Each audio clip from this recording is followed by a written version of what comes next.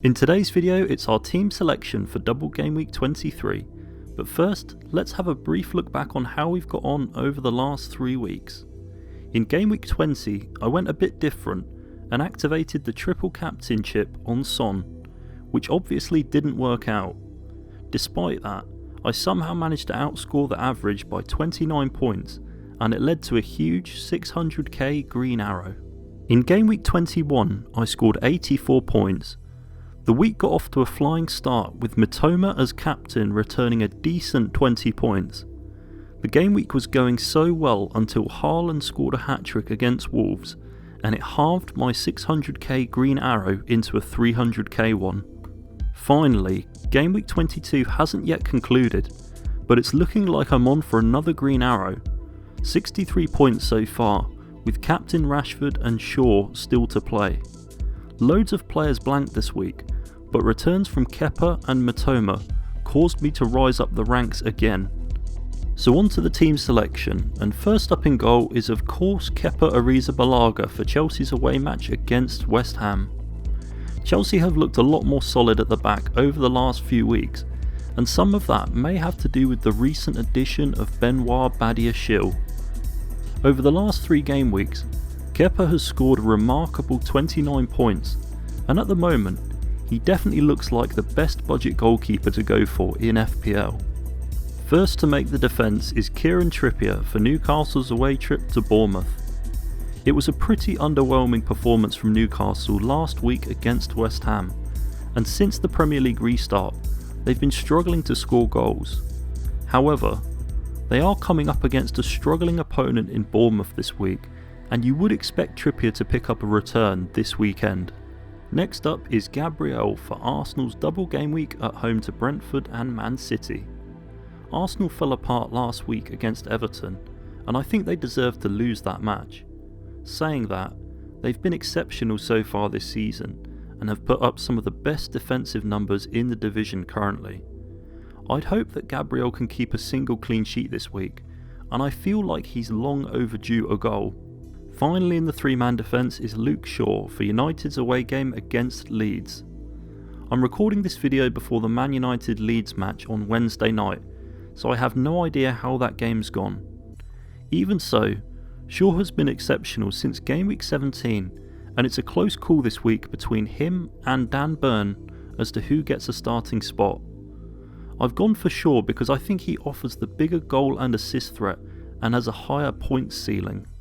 I'm going to kick off the midfield with a player who I'm likely to replace this week, and it's Miguel Almiron. Although Almiron has an appetising fixture away to Bournemouth this week, his attacking stats just haven't been great since December, and it's reflected in the fact that Newcastle have struggled to put 3 to 4 goals past their opponents, as they were doing prior to the World Cup. Almiron is an easy transfer for me out this week, and I'll explain who for in just a moment.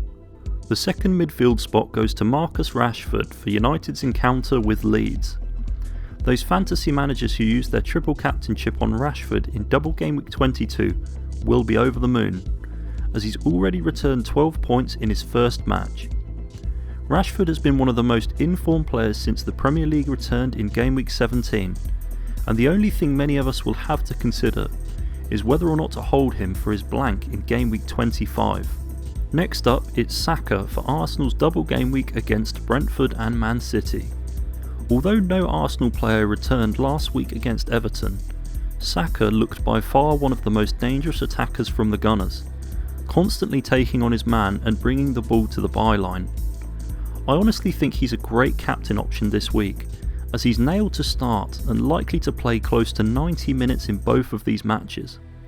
It's just a question of whether you think there's a better captain option elsewhere. Another double game week player makes the team in midfield this week, and it's De Bruyne for his matches versus Aston Villa and Arsenal.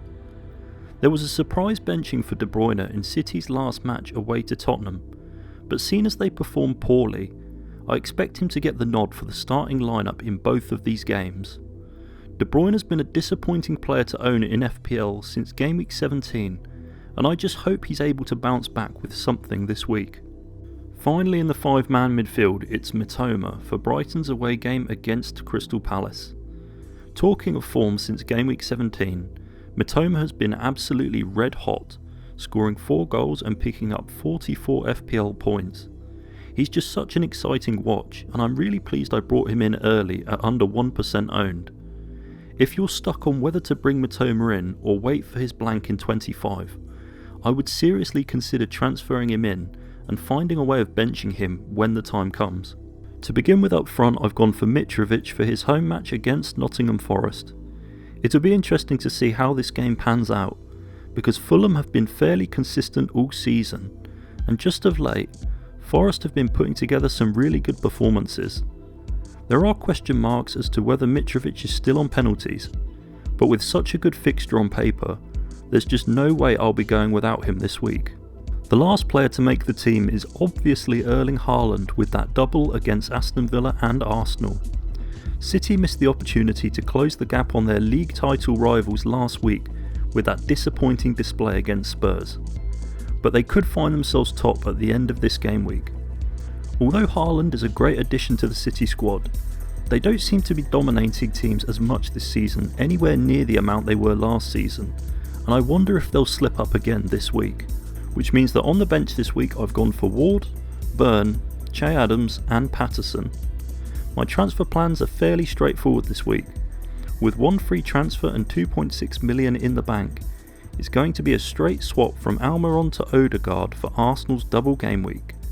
I feel like I have to triple up on Arsenal this week and for the long term, and I like the thought of having Odegaard as my third Arsenal player. I'm going to go slightly differential on the captaincy this week, and I think I'll be giving the armband to Saka for his double game week.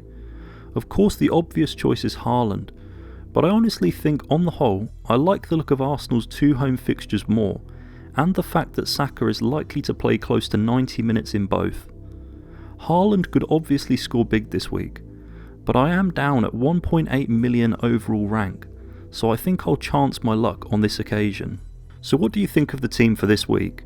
Let me know down below in the comments, and if you enjoyed the video, I would really appreciate if you could hit the like button to show your support. And once again, thank you guys so much for watching, and I wish you all the best of luck for the weekend ahead.